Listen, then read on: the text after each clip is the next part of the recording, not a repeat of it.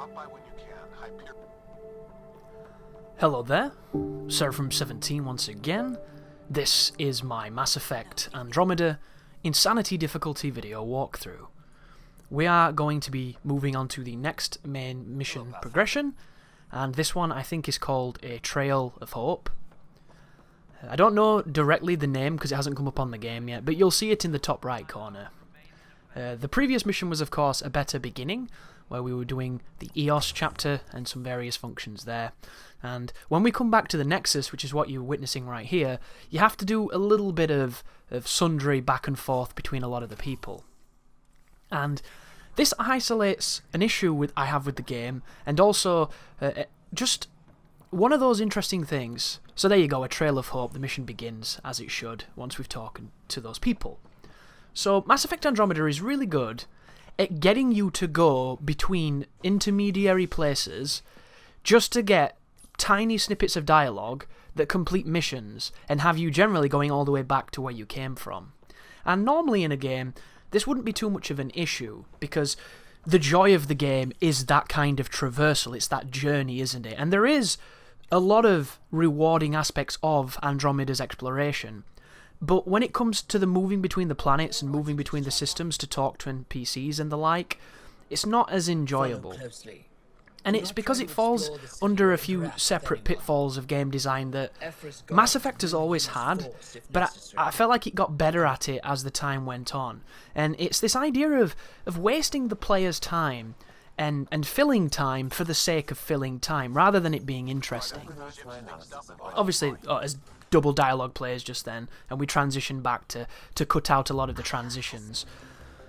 When you're trying to go to a new place, such as Vold, which is where we are now, because the game has opened up and given us a choice between Haval and Vold, and I chose Vold because it's what I did on my first playthrough, and it will be what I do for this walkthrough. I prefer the planet in general, and it's the one that I know better, so just move as quick as you can through this first zone before you can get to the heaters to make sure your life support doesn't linger too low and hurt you, and you should be fine. But as I was saying, there are so many moments in this game where you have to sit through these unskippable sequences, these unskippable screens, and these moments that have been in Mass Effect before, but I feel like they were done better. The biggest offender of this is when you pull between the planets. Pulling between the planets and then zooming in is an animation that should always be skippable. In the previous games, it was probably not skippable as well, but I never remember wasting so much time waiting for just the traversal tools to let me do things. The joy of exploring a planet is that you actively want to seek it out and do it. It's not something that's mandatory in these games, but every time you do it, when the camera takes a while to pick up and then it starts moving and it spins and it turns and it tilts and it boosts towards where you're going to, and then it freezes a little bit, waits, it loads, and then you interact, and then you watch something else. Every single time you try to do this, you're a victim to these interim moments. And a lot of people look at this, when you criticize something like this, as being kind of a picky person, or, that's the time you might use to check your phone, or check your emails, or look away from the screen to save the future of your eyesight, or take a sip of your drink, or eat a snack. You can fill these time holes with plenty of activities, but the fact remains, they shouldn't exist. To me, video games are essentially occupying precious moments of time. We're only on this planet for a certain amount of time, and you want to fill it with stuff that's enjoyable to you. And when you're playing a video game, we play them fundamentally to enjoy them, right? That's kind of the base level. Everything above that is very particular and specific to people. So the game maker's job is to keep you in this game. It's to do whatever they can to make you ignore the outside world and forget what's happening on planet Earth because you're too interested in what's happening in the Andromeda system, on Vold, on Haval, on these other planets, because you're so ingrained into these worlds that they're crafting that you want to spend your time playing Mass Effect. And this is the golden ratio of every video game. It's the reason why certain MMO games are so popular. Look at those games in Korea where people forget to feed their children and shit, and people die because they starve to death because they forget to eat. Because those games have been designed in such a way for certain people that it's just like a drop of dopamine every so many moments that keeps them coming back, and that's all they want to do. And they get addicted to that. they're trying to feed us these experiences that we get addicted to and we invest time in. And everything that I've just discussed about this changing between the planets, moving between these essentially pointless, tedious, generic quests that are just go between 3 planets after it holding Y on something innocuous to talk to somebody to find out that, oh, that was a remnant piece of tech, thanks for finding it for me, congrats. Where you spent maybe 40 seconds of interesting activity, and the rest 15 minutes were just the journeying, the waiting for the loading, and dealing with some of the scripting issues and some of the bugs that you will encounter regardless of how well you play this game. And all of that takes you away from that immersion. All of that removes you from the world. What I'm doing right now, if you're wondering, folks, before I go towards the objective, is I'm just trying to find as much as I can here to scan, to boost some points, to help me build more resources, because I know coming up very shortly is a mission that involves taking on our first really difficult enemy, which is the enemy that has the Ascendant's Orb. He comes under different names, I don't know his specific title, but one of them is a Cardinal, one of them is a Valiant, another one might be an Ascendant. There's a whole host of different names for this dude, but the thing that you need to know is it's the most broken enemy in the game. And it's not because it's challenging, which is a distinction I want to make, because it needs to be said here, guys.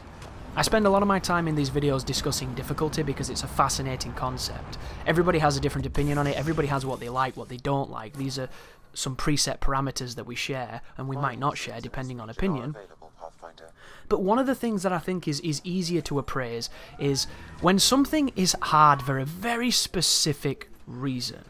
And when I say hard here, I mean tough, enduring, time-consuming. These enemies, all it is an enemy with... He has 3 attacks, 3 highly telegraphed attacks that are all very simple to dodge. Only one of these attacks kills you instantly. The rest of them give you an opportunity to recover. And that's it. That's all he does. He does a charge that is telegraphed by putting his Ascendant Orb in front of him. He charges a big spherical energy field and he fires it towards somebody and it goes through geometry. If it hits you, it completely gets rid of your shield and it knocks you out of cover. That's all it does. His second technique, he will hold his hand towards you and he will do a quick projectile followed by a second quick projectile. This can be dodged with well-placed presses of the B button, or you can go into cover and avoid it that way, or you can maybe jump if you get creative. There's a whole host of things you can do to avoid both of those highly telegraphed moves. And then the final thing is if you get too close to him, he puts out this red area of effect, which is indeed a grab. And if he grabs you, it's game over. If you're playing for fun, and you're on Insanity, and you want a little tip for the grab, pause the game when you get grabbed, put the difficulty down, survive the grab, put the difficulty back up. It works. I figured it out the other day. Because I got grabbed by him in the middle of a fight, and it had been like a 15-minute fight with no checkpoints, so I was like, fuck this. Turned it down to narrative. It did no damage, it was hilarious. Put it back up and then beat him up. But right now, if you're wondering what we're doing, we're going to be helping the Resistance, and to do this we have to take on a base which is going to highlight some of the difficulties that you're going to face on both Mass Effect Andromeda in general and Insanity difficulty will just exacerbate those challenges. I'm also going to be getting one of these stashes of weapons and equipment, so look out for them with the reconnaissance perk and pick them up because they're really good. But just to put the cherry on the top of the whole Ascendant fella, this enemy is not difficult. He has highly telegraphed moves, he doesn't do the most amount of damage, but the reason he takes any kind of attention away from the player is he doesn't die. His shield takes an incredible amount of punishment, and then when you get his shield down, you have 5 seconds unless you have some kind of fancy stun lock or some combination of moves that keeps him stunned, or unless you just get good RNG where he decides to not put his shield back immediately, because that does happen. And that's why it's hard. It's hard because it takes forever to get his shield down, and then he immediately puts it back up unless you challenge him. And even when you do challenge him, you don't get time to do much. I get 2 shotgun blasts and all my abilities fired off, and that's it, his shield's back up. That's not enough time. It's not enough time for how the mechanic works, and I hope they patch it, but at the moment they have their hands filled with a lot of problems that probably need more attention. Because when you fight these Ascendants on normal, they're not too bad because your weapons do incredible damage and they die much quicker. But even on normal, if you go to an area that might be technically a bit higher level than you, they can be really stubborn, and it doesn't reflect good game design, and it doesn't reflect a fun experience. And I think the combat in this game is really fun, and I know I'm going to be spending a lot of time with the multiplayer because it's just the combat distilled with your friends. But it has to be said, this is an enemy that stands out for all the wrong reasons, and it's not anything to do with his actual design. He looks fine, everything about him makes sense, they just seem to have added a 0 to his health slider, and added a 0 to his shield slider, and his cooldown to get that shield back, which makes him broken. And it's a shame, because everything about him is interesting. He's an enemy that isn't so aggressive that you immediately have to prioritize him, but at the same time he's so good at sneaking up on you when other enemies are there that it's a wonderful combination of this kind of creeping death that will come close to you and will hurt you if you let him, but at the same time it's the weaklings running around flanking you that you have to worry about, because if you focus on him, they get behind you and it takes a couple of bursts and you're dead on insanity. You die very quickly. So it leads to these wonderful moments of an active battlefield, which is something I haven't spoken enough about in the guide, and I'm definitely going to, because I think it needs to be said. I was watching a Darkside Phil video, and he's having problems with the combat in Mass Effect because it involves thought, and anything that involves more than just banging your head against it repeatedly and winning without trying is something that Phil takes issue with. So he said that the game feels like an early 2000s shooter, where it feels really bad, the combat sucks. He's saying it sucks, basically. And I completely disagree with this, but I like this perspective because it's so different to my own. And his reasons for it sucking are that there's no cover and everything just immediately flanks him. Mechanically, I don't think that objectively, when you remove all personal bias, that is a good reason for saying it sucks. All you're highlighting there for me is that the AI is both aggressive and tenacious. They force you to move out of cover, and when you do so, the next piece of cover is out of your comfort zone. To me, that is AI that is doing exactly what it needs to do to put pressure on you as a player and make you think differently about third-person shooters. How many third-person shooters do you play where you get behind that one piece of cover and you can do the entire firefight from there, because if anybody gets close you grenade them or you blind fire them and you are 100% safe for the full duration of that encounter? I can name an endless string of shooters that let you do that, because for whatever reason their difficulty was all balanced, their AI was all designed around this singular concept that it's kind of you behind one wall, then behind one wall, and you're both bobbing up like idiots until somebody dies. It's the whack-a-mole shared experience. And there's fun to be had in that design. A lot of games have had it and done it well, and I've enjoyed it. But the one thing I love about this game is the fact that every gunfight I get into, I'll go into cover, I'll start engaging, and somebody is flanking me instantly, who's making it so that I can't stay where I am. And the moment you flank me, I've got to move, because if I don't, I'm dead. And I don't want to die, because that's kind of the goal, isn't it? And this firefight coming up is kind of going to contradict what I'm saying here, but it's the same concept. Save right now, before you engage in combat, because if you don't, you will have to drive all the way back from that station that came down, that supply point. So coming up here is a very prolonged firefight against a lot of Ket. I'm using one of the Asari shotguns just to experiment with a different shotgun before I found the one I liked. And I'm going to move towards this left-hand side of the camp. I'm going to engage these enemies here with Drak, and I'm going to clear them out before I open this cell to release one of the Angarans. He's then going to be support. He's going to be an NPC that pulls both aggro and helps me shoot. And we're going to be taking on a couple of waves of enemies here. The safety in this position is these boxes that I'm on right now. In this position, we have a very large defensive wall of boxes, and the enemies have to go out of their way to flank. And if you're active and you're cunning from where I am here, you can do a lot of damage without them having much time to do anything. And as long as you prioritize targets such as the Destins with the shields, and you use your team to get some focused fire and you hit them with your biotics and things, and whatever weapon you choose to use, as long as you get rid of those immediate threats, you can use this defensive position to counterpunch all the people that are going to be coming in aggressively towards you. The only thing you need to worry about is the Destins because of the shields, and later on a couple of Anointeds are going to come from the left, and they have shields as well, and the Anointeds rush you, and they kill you in seconds, so you need to prioritize them. But at this point, you can wait for your respawns on your biotics and on your techs or whatever you're using, take them from a distance, hit them, and then try and open this cell. And the moment I do it, I get this guy putting pressure on me, lift him up with pull, shatter him with throw, knocks him away from me, and then wherever he lands, it's going to do a bit of damage, and then I'm going to finish him off with the Falcon, which is a nice grenade launcher that's kind of tricky to use, but I really like it as a gun as much as it's kind of awkward. But here's my opportunity to release it. So This is all we're going to be doing now. A couple of dropships are going to come in, and once we've killed everybody, we're going to release the Angarans, and it's going to be the end of the fight. But this fight's going to last 10 to 15 minutes, because there's about 30 to 40 dudes that are turning up here, and they're all going to be after your blood. Your team's going to be dying. They're going to be all around you, high, low. But these boxes, as long as you put these boxes between you and them, you'll have no issue here. And the ammo is just in front of me. That is an anointed. Make sure you focus on him and get rid. The great thing about the Chosens is if they come close, you can just lift them. Just hit them with pull, hit them with throw, incapacitate them for a little while, focus on the guy who's in trouble, and reposition. As Drac dies, and I move towards this left-hand side. This left-hand side is the only way that you're going to get flanked here, and even then, the AI doesn't do it as convincingly as you would think, so it gives you a lot of power. And I'm not a big fan of this shotgun, it didn't perform very well, but, you know, I committed to it, I had fun with it, and we made it work. Anyhow, what I was saying about the gunfights. This game forces you to be very active, and I think it's wonderful, because AI is usually very safe. There was a great game recently called Quantum Break. It's a great game because fundamentally it's solid. It's a very, very solid game. Everything about it is well designed, but it's well designed to the point of being too well designed. The game is so balanced that nothing ever challenges you.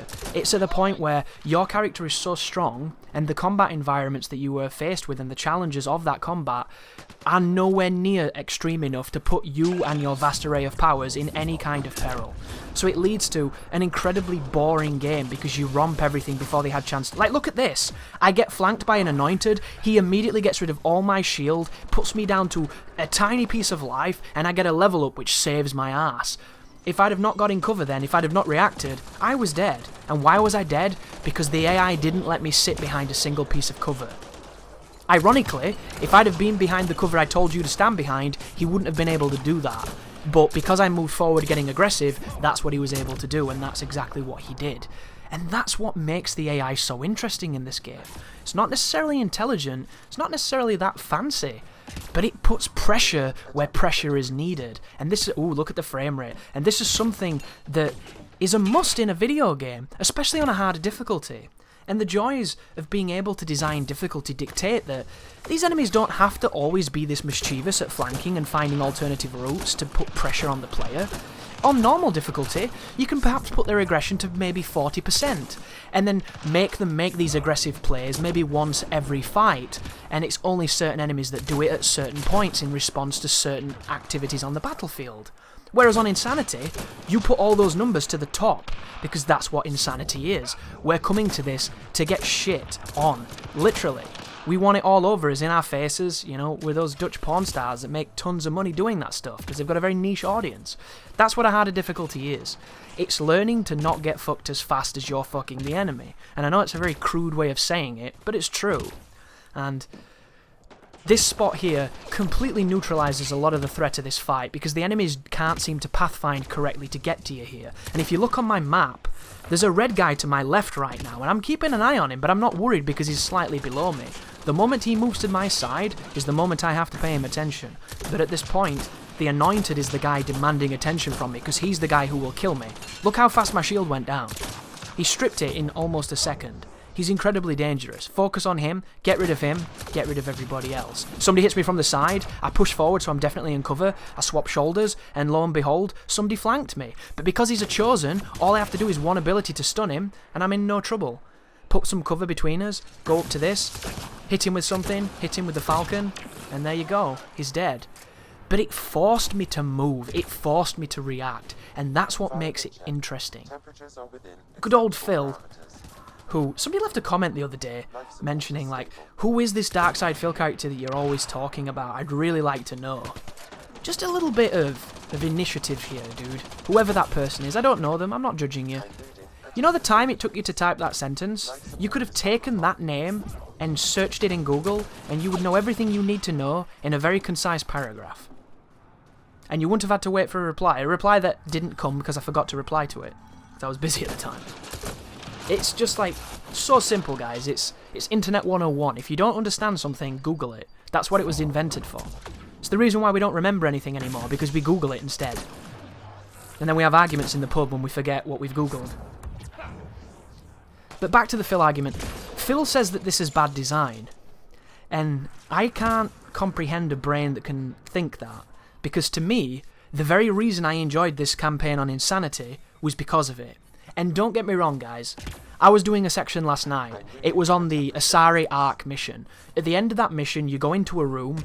There's 2 waves of enemies. The first one is a pretty long wave. There's not that much cover on certain areas until you get to the higher floors. And even then, you're never safe because they flank and stuff. Then a dropship drops in a bunch of people. And then one of those Ascendants turn up. I did those 2 waves. First time, jumping around the room, doing melee attacks because I'm going on the achievements on Insanity. I'm freezing people with my cryo gauntlet. I'm hitting all kinds of crazy shots and power abilities and experimenting with pull and then throw when you hold them when they're pulled, which is really powerful, and you're not going to see me use it in this guide because I was doing old school throw and then pull instead, just to get the biotic when this is way better, so do it guys, it's fun. And I got to the Ascendant, and he grabbed me, and when I dodged backwards, I was up against a piece of cover. When I tapped B, he did that weird roly-poly over the cover, and I was still in the vicinity of the grab. It teleported me back to him, and he killed me instantly. And I was like, well, that sucks. And then the checkpoint was outside the room. So you have to do 2 of those waves again, and then fight that Ascendant. And that Ascendant, folks, it takes, how many shots was it? In this walkthrough, you'll see me drop his shield in maybe 2 to 3 hits from the shotgun. I'm using a grade 7 shotgun, that's the same one you see in this video, the Darn, and it takes like 15 hits to break his shield. And then when I hit him twice before I have to reload, it barely scratches his life. I don't know why that Valiant is so inflated, but it's ridiculous. So I was fighting him for about 10 minutes before he instantly killed me, and I got that checkpoint. And I was really frustrated. So what did I do? I opened the door and I engaged everybody from the doorway to get rid of all the enemies because I didn't want to face it again. I'd already had my fun. I didn't want to do it. And when you go in that room, it's very dangerous because you get flanked a lot and the cover's not so great. So I can understand it from a perspective of poor checkpoints, because this game has bad checkpoints. I'm going to talk a little bit more about that on probably a separate video. That's just fact. Can't be argued. There are points in this game where they have you replaying far too much of it, and the old Mass Effects didn't, because in the old ones you could either save, which is let you make your own checkpoints, and then in the ones where they made checkpoints more of a fundamental feature, they were oftentimes really well placed, and you didn't have to do shit like that. Any kind of objective where you have to hack stuff, like has anybody tried to do that Ket base on EOS, where you have to hack like the alarm to turn it off to open that doorway at the end, and then you drop down that doorway and you go through that room full of dudes and you get to that next room and it's a massive battle. If you die in that battle, you go to before you even hack the alarms.